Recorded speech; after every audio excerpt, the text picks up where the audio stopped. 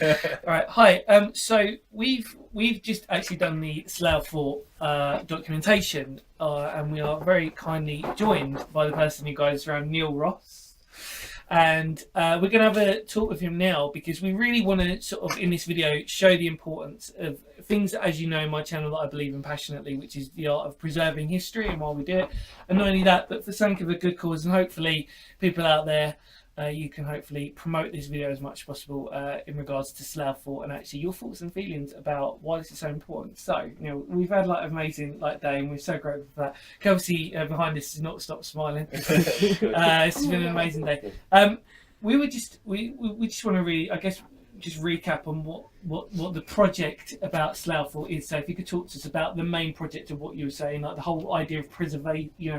Yeah.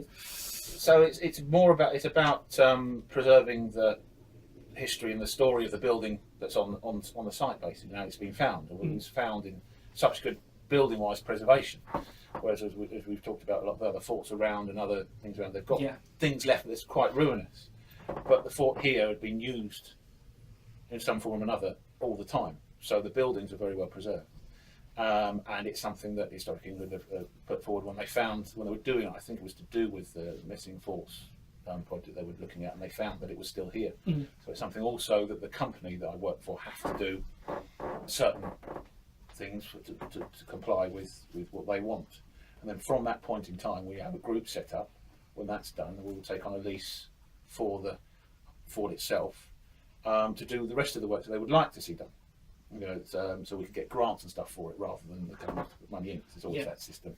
And the idea is to save it and preserve it and use it as a teaching tool as well, generally for the area. So we get one of the ideas is to put an area in to show the history of the defences of the Hoop Peninsula, but then use that as an educational point and meeting point and different things like that. Because we've not, as you probably are aware, like Neil kindly said, we are on a Hoop Peninsula, and we know that actually there's not anywhere that's actually got a facility that even talks about whole sea forts around here, and yet they're probably the most incredible bit of history in Kent, let alone anything else that's actually still here available. So I think it's a great idea. I mean, like I said, it just really highlights that sort of spectrum of what there is, and like I said, a facility as good as this, which you will see in the video, like.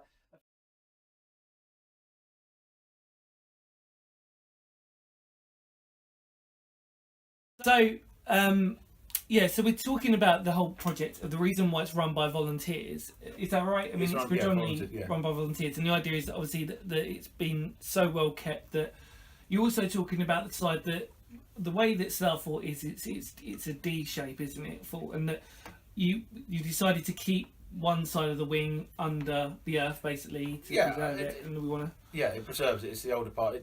Generally, I mean, future reference, it might come out, but it's not part of it. Was never designed as an area. We have an area that Historic England say as well has to be put the fort in a setting as well. Obviously, now we are unique. We have a historic monument and listed building status, which is we're the only building in the country to have that listing, which creates its own problems. But generally, it has to be in a setting. And at the minute, the wing battery on the opposite side that's buried doesn't have to have anything done to it, and that, from my point of view, protects what's under there anyway at the minute.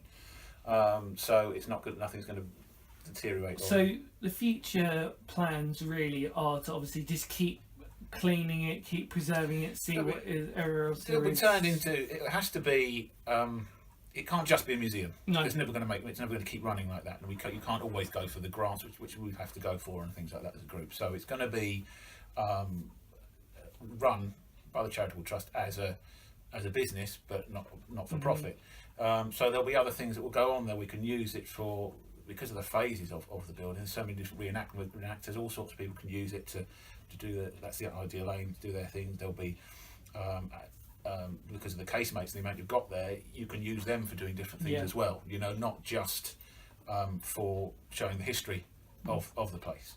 Because otherwise we will lose if we don't do things like that. It's not a case of then governments and other bodies pull out because there's no money coming in. You can't run it, so it's got to be used sensibly and sympathetically with that. I mean, you go to Chatham Docks. You should go to Chatham Docks. There's things like little brewery and that kind of stuff there, you know, and so that's the kind of thing, little artisan things that you wouldn't often normally get. I think it's because of the potential of it really, isn't it? It is, I mean, that's the thing. I mean, like, Space because, that you use. yeah, I think you're right. I think, like I said, what you've done is just like it's an incredible job so far. I think, is there anything that you'd like to see happen in the future for it anyway, regardless on a personal level? I mean, is there anything you kind of want to sort of say, actually, you know, if I had the choice, maybe go in a certain direction? Do you reckon? I mean, like, I think it's the right direction going in. I mean, I would see as much of the original guns, for example, that we can find. I mean, the disappearing guns would probably have to be remanufactured, but if you could find, that would be amazing. If at the bottom of the set we could find an original gun, you know,